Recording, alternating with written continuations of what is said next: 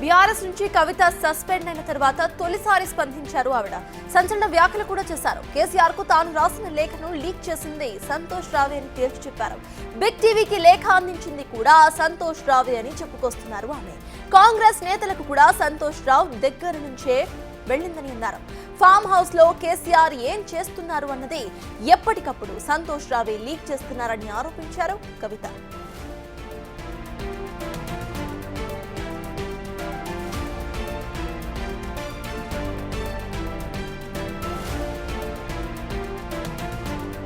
సంతోష్ రావును తాను టార్గెట్ చేయడం వెనుక ఉన్న అసలు కారణం కూడా బయటపెట్టారు ఆమె. సంతోష్, హరీష్ రావు అవినీతిపై చాలా సార్లు కేసీఆర్ కు చెప్పానని, ఎన్నో రోజులుగా ఈ రెండు గ్యాంగుల రాజకాలపై పోరాడుతున్నానని చెప్పుకొచ్చారు. ఇప్పుడు బయటకు వచ్చి పోరాడతానని, వీటికి సంబంధించి తన దగ్గర చాలా సమాచారం ఉందని అన్నారు. వీటిని ఒక్కొక్కటిగా రిలీజ్ చేస్తూ ఉంటారంటూ చిట్ చాట్ లో చెప్పారు ఆమె.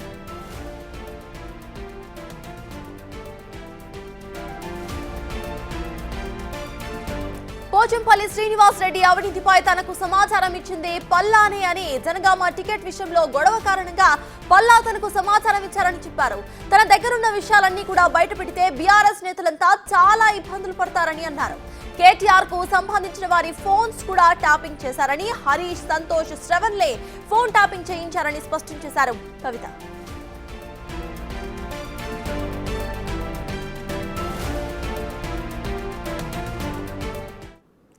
కవిత చేసిన సంచలన వ్యాఖ్యలకు సంబంధించిన పూర్తి updates my associate input editor Nagesh అందించడానికి సిద్ధంగా ఉన్నారు. నగేష్, చెప్పండి. చూస్తున్నాం ప్రెసెంట్ కంప్లీట్ గా కూడా హరీష్ రావు, సంతోష్ రావుల పైన మళ్ళీ ఆవిడ గలమెత్తారు అని చెప్పుకోవాలి. ఇక సంతోష్ రావుకు సంబంధించి, హరీష్ రావుకు సంబంధించి తన దగ్గర ప్రూఫ్స్ కూడా ఉన్నాయంటూ ఆవిడ వ్యాఖ్యానించారు. ఎలా చూడాలంటారు అసలు అప్డేట్స్ ఏంటి?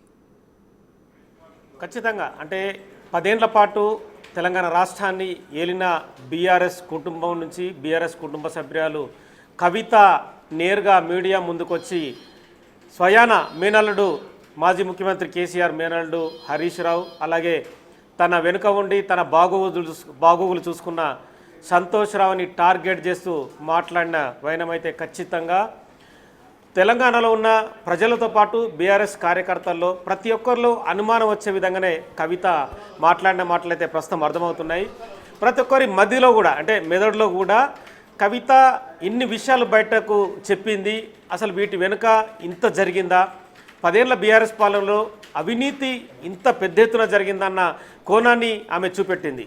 ఇక ఫోన్ ట్యాపింగ్ ఇష్యూలో ప్రస్తుతం గవర్నమెంటు దర్యాప్తు చేస్తున్నా కూడా చిట్చాట్లో మాత్రం కవిత డైరెక్ట్గా హరీష్ రావు, సంతోష్, శ్రవణ్ రావు వీళ్ళు ముగ్గురు ఫోన్ ట్యాప్ చేయించారని చెప్పి కుండ బద్దలు కొట్టినట్టు చెప్పింది. అంటే ఫోన్ ట్యాపింగ్ అనేది ఖచ్చితంగా జరిగిందనేది కేసీఆర్ కుటుంబ సభ్యురాలు కవితే చెప్పడంతో క్లియర్గా రూఢి అవుతున్నట్టు అనిపిస్తుంది. ఎందుకంటే ఫోన్ ట్యాపింగ్ అనేది అబద్ధం, ఫోన్ ట్యాపింగ్లు మేము చేయలేదు, మేము దేనికైనా రెడీ అన్న యాంగిల్లో మాజీ మంత్రి కేటీఆర్ చాలా సందర్భాల్లో మాట్లాడారు. మాజీ మంత్రి హరీష్ రావు కూడా ఇదే విషయాన్ని మాట్లాడారు. కానీ ఫోన్ ట్యాప్ జరిగింది, ఫోన్ ట్యాప్ కారణం హరీష్, సంతోష్, శ్రవణ్లే అని చెప్పుకొచ్చిన పరిస్థితి. ఎందుకంటే సంతోష్ అనే వ్యక్తి ప్రగతి భవన్లోనే నిరంతరం ఉండేవాడు.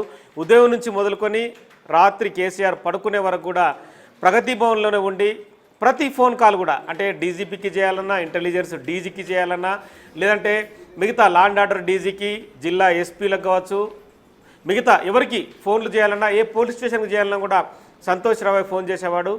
తన కార్యక్రమాలు, తన పనులను కూడా చక్కదిద్దుకునేవాడు. ఎందుకంటే సంతోష్ రావు ఫోన్ చేశాడంటే అది స్వయంగా కేసీఆర్ చేసినట్టే నేతలు భావించేవారు, అధికారులు భావించేవారు, ఐఏఎస్లు కూడా భావించేవారు. సంతోష్ రావు నుంచి ఫోన్ వచ్చిందంటే చాలు ఆ కుర్చీలకి వెళ్ళేసి పరుగున ప్రగతి భవన్ దగ్గరికి వెళ్ళేవారు. ప్రగతి భవన్ గేట్ ఓపెన్ కావాలన్నా, గేట్ క్లోజ్ కావాలన్నా స్విచ్ బోర్డు అంతా కూడా సంతోష్ రావు చేతుల్లోనే ఉండేది. అది స్వయంగా చాలామంది ఆరోపించారు. చనిపోయిన గద్దర్ కూడా చెప్పాడు, తనని రోడ్డు మీదనే కూర్చోబెట్టారు, ఎంతసేపటికి ప్రగతి భవన్ గేట్ ఓపెన్ చేయాలని చెప్పి అలాంటి వాళ్ళు చెప్పారు. ఇంకా అందులో అనుమానమే లేదు. సంతోష్ రావు అనే వ్యక్తి తాను చెప్తేనే లోపలికి రావాలి, తను చెప్తేనే ఏ వ్యక్తులకైనా ఛాయ్ ఇవ్వాలి, లేదంటే స్నాక్స్ ఇవ్వాలి అన్న యాంగిల్ని సంతోష్ రావు మొత్తం ఎంటైర్ ప్రగతి భవన్ని తన గుప్పెట్లో పెట్టుకొని పాలించడం అనేది సుస్పష్టం. ఆ విషయాన్నే కవిత ఇవాళ ప్రెస్ మీట్లో ప్రస్తావించింది. చిట్ చాట్లో కూడా ఆయన పేరే ప్రస్తావించింది. ఇక హరీష్ రావు తన బయట వ్యాపారాలు చక్కదిద్దుకోవడంలో, తను సంపాదించుకోవడంలో సిద్ధహస్తుడని చెప్పి డైరెక్ట్గా చెప్పుకొచ్చింది. మా కుటుంబంలో కూడా 4 ఫోన్ ట్యాపింగ్ నోటీసులు వచ్చాయని చెప్పి ఆమె చెప్పుకొచ్చిన పరిస్థితి. మొత్తానికైతే ఖచ్చితంగా ఇక లేఖకు సంబంధించి, ఎందుకంటే గతంలో ఒక 2 నెలల క్రితం ఒక లేఖని కవిత విడుదల చేసింది. ఆ లేఖ బిగ్ టీవీ ఎక్స్క్లూజివ్గా ప్రసారం చేసింది. కవిత ఏదైతే వరంగల్లో నిర్వహించిన సభ వ్యవహారాన్ని పూసగుచ్చినట్టు దాదాపుగా 7-8 పేజీల వ్యవహారంలో ఆ సభలో ఎలా నిర్వహించారు, ఆ సభ నాయకుడిగా వ్యవహరించిన హరీష్ రావు ఆ సభ కూడా నాయకుడు వ్యవహరించాడు. సభ మొత్తం ఎంటైర్ ఇష్యూలో ఎవరు మాట్లాడాలి, ఎవరు మాట్లాడకూడదన్న విషయాన్ని కూడా స్కెచ్ అంతా, అంటే ప్లాన్ అంతా కూడా హరీష్ రావుదే. అంటే అక్కడ చాలా విషయాలను, అంటే మిగతా పార్టీలను, కాంగ్రెస్ పార్టీ ప్రభుత్వాన్ని విమర్శించడంలో చాలా తక్కువగా మాట్లాడారు. అలాగే తను జైలుకు వెళ్ళొచ్చిన లిక్కర్ స్కామ్ ఇష్యూలో కూడా బీజేపీ పైన పొడిగా మాట్లాడారని చెప్పుకొచ్చి ఇందులో చూపిస్తారు. బీఆర్ఎస్ పార్టీ ఇంత పెద్ద ఎత్తున సభ నిర్వహిస్తున్నా కూడా చప్పగా సాగింది. అక్కడ ఏదైతే సీటింగ్ విషయం కావచ్చు, మాట్లాడే వ్యవహారం కావచ్చు, కేసీఆర్ మిగతా స్పీచ్ వ్యవహారం కావచ్చు, అక్కడ మిగతా నేతల్ని మాట్లాడనీయకుండా కూడా గందరగోళం సృష్టించారు. కేవలం ఒకరిద్దరు మాట్లాడే అన్ని రోజులు ప్లాన్ చేసిన సభను కూడా అట్టర్ ఫ్లాప్ చేశారని కూడా చెప్పుకొచ్చారు. ఇంకా అంటే చాలా బలంగా మాట్లాడాలి అవసరం ఉండే, చాలా ఆ విషయాల్లో సఫర్ అయ్యాను అని చెప్పి ఆమె చెప్పుకొచ్చింది. ఎందుకంటే లిక్కర్ స్కామ్లో దాదాపుగా 3 నెలలకు పైగా తిహార్ జైల్లో ఉన్న కవిత తన అంతరంగానంతా కూడా లేఖలు బయటపెట్టింది. తండ్రికి రాసిన లేఖ సంతోష్ రావు ద్వారా బిగ్ టీవీకి వచ్చిందని చెప్పి అక్కడ చిట్చాట్లో చెప్పుకొచ్చిన పరిస్థితి. ఇదే లేఖ కాంగ్రెస్ నేత, కాంగ్రెస్ అధికార ప్రతినిధి సామ రామ్మోహన్ రెడ్డి దగ్గర కూడా వెళ్ళింది. ఇదంతా కూడా కావాలనే సంతోష్ రావు తనని, కవితను బదనాం చేయడం కోసమే ఈ లేఖ లీక్ చేశాడని చెప్పి బయటకు చెప్పిన పరిస్థితి. మొత్తానికైతే ఇక పోచంపల్లి శ్రీనివాసరెడ్డి, అంటే ఇక ఈ 2 గ్యాంగుల అరాచకాలపైన ఇంటర్నల్గా చాలా సందర్భాల్లో పోరాడని చెప్పింది. ఇప్పుడు బయటకు వచ్చి పోరాడతానని చెప్పుకొచ్చింది. అంటే ఈ రోజుతే ఈ ఎపిసోడ్ ముగియలేదని కూడా చెప్పచ్చు. ఖచ్చితంగా ... అంటే రెగ్యులర్గా కవిత బయటకు వచ్చి ఎగ్జాక్ట్లీ నగేష్, అయితే ప్రెసెంట్ లేఖ గురించి ఒకసారి ఫస్ట్ డిస్కస్ చేద్దాం. ఇక్కడ తన లేఖని లీక్ చేసింది సంతోష్ రావు అంటూ క్లియర్ స్టేట్మెంట్ పాస్ చేసిన ఆవిడ, ఎవరైతే లేఖ లీక్ చేశారో వాళ్ళ గురించి కంప్లైంట్ చేసినా వాళ్ళ మీద ఎటువంటి యాక్షన్ తీసుకోకుండా నన్ను సస్పెండ్ చేయడం ఏంటి అంటూ కూడా ఆవిడ ప్రశ్నించారు. దీన్ని ఎలా చూడాలంటారు? అండ్ ఈ స్టేట్మెంట్ ఇటు బీఆర్ఎస్కి ఎంత బ్యాక్ ఫైర్ ఇచ్చే అవకాశం ఉందనుకోవాలి? ఖచ్చితంగా అంటే ఒక తండ్రికి ఒక కూతురు రాసిన లేఖ కావచ్చు, సరే ఎవరికి లేఖలు రాసుకున్నా కూడా మూడో వ్యక్తి లీక్ చేయడం అనేది కూడా ఖచ్చితంగా ఆ వ్యక్తులకు, అంటే లేఖ రాసిన వ్యక్తులకు మనస్తాపం కలిగిస్తుంది. ఆ లేఖ ఎందుకు లీక్ చేశారన్న కోపం కూడా వస్తుంది. అవసరమైతే దగ్గరుంటే కనుక కొట్టాలని కూడా ప్రయత్నించవచ్చు కూడా. ఎందుకంటే లేఖ లీక్ చేసిన తర్వాత అంటే చాలా విషయాలు తన తండ్రితో మాట్లాడుకున్న విషయాలు నేరుగా చెప్పకుండా పక్కన కూర్చుండబెట్టి మాట్లాడినా, నాన్న ఇది ఇట్లుంది అది ఇట్లుందని చెప్పలేకపోయినా కూడా ఆ లేఖలో నాయన ఇట్లా జరిగింది, ఈ సభ గురించి ఇట్లా వ్యవహారం ఇట్లుంది, సభను సరిగ్గా నిర్వహించలేకపోయారు, మొత్తం అక్కడ అంటే తెలంగాణ తల్లి విగ్రహాన్ని మార్చడం కావచ్చు, మిగతా వ్యవహారాలన్నీ బీఆర్ఎస్ పార్టీలో జరుగుతున్న పరిణామాలన్నింటినీ ఎక్స్పోజ్ చేసినందుకు ఆ లేఖను కావాలనే, అంటే కవిత అనే తనని బదనాం చేయడం కోసమే ఈ లేఖ లీక్ చేశారని చెప్పి క్లియర్గా కవిత చెప్పుకొస్తుంది. ఎందుకంటే కొన్ని సందర్భాల్లో తన తండ్రి దగ్గరికైనా ఒక వ్యక్తి మీద ఆరోపించేటప్పుడు కొంత మామూలుగా అంటే మాటలు రాకపోవడం కావచ్చు, కొంత ఇబ్బంది కూడా వస్తూ ఉంటుంది. ఆ క్రమంలోనే లేఖ ద్వారా ఏం జరిగిందో, అంటే సభ గురించి, మిగతా పార్టీలో జరుగుతున్న ఇంటర్నల్ వ్యవహారాల గురించి, వాటన్నిటి గురించి కవిత తన తండ్రికి పర్సనల్గా చెప్పాలనుకుంది కాబట్టి లేఖ రాసింది. కానీ తండ్రి వెనుక ఉన్న సంతోష్ రావు లేఖ లీక్ చేస్తాడని చెప్పి తను ఊహించలేకపోయిందని చెప్పి కవిత చెప్పుకొస్తుంది.